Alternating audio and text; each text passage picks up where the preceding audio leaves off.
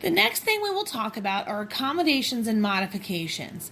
The IEP includes a few different forms that discuss accommodations and modifications. For example, Form D, that's for MAP accommodations for students 3rd grade or higher. Form E, that's for district-wide assessments, and then Form F. We are going to talk about Form D and Form E later in the modules. For now, we're going to concentrate on Form F. These are the accommodations and modifications that have more of an everyday use. And this page is located towards the end of the IEP. This is definitely a page that your case manager is going to make you aware of because this is something that you're going to help out with quite a bit. It's good to keep in mind that some accommodations and modifications only apply to certain areas, may only apply to testing, and may also apply just to everyday use. The information where you can find out what subject area and how often is located up here. So we have a list of subject. All areas, of course, would mean in every area. Then we have reading, language arts, math, science, social studies, PE, health, and fine arts. So for example, the first area we have here are testing accommodations, and it lists out some accommodations, and we can see these would occur weekly, but we should pay close attention that these are not occurring in every area. So for reading and language arts, the student does not get the test read to them, but for other academic subject areas, they do.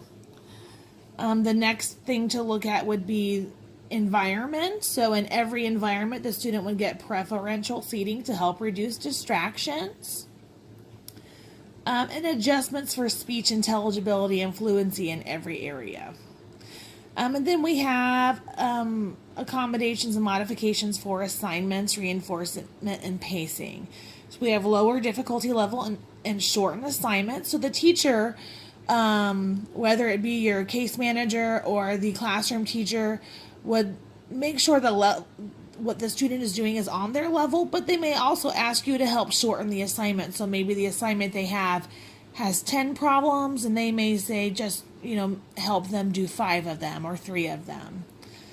Giving oral cues and prompts, so prompting them, for example, if they were reading something and maybe they are a student who has reading goals and they're forgetting what a sound is, you could give them a signal that helps them remember the sound.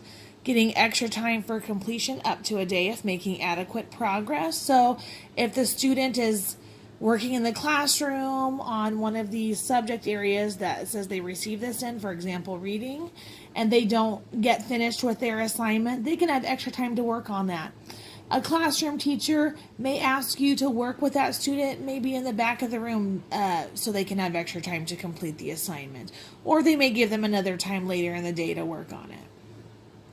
The positive and concrete reinforcements may align with the behavior improvement plan, or they may just be part of the student's goals, but doing things as part of the student's plan, like telling the student they did a good job and giving specific feedback. For instance, I noticed that you completed all of your math work and you were able to use your strategies for adding and subtracting. You did a very good job using your thinking skills to complete that work. Great job. So that's positive. And then we might mix that with the concrete reinforcement, such as the student earns a goldfish cracker or something like that, as according to their plan and as described in the IEP. Repeated review and drill. So if you are working in a classroom, you may be in a classroom and the teacher is teaching something, and then you could help support that repeated review and drill, that when the student is working independently, you're just repeating the same sort of instruction the teacher gave them already. There are many other things here, and we are going to talk about that later in an accommodation module.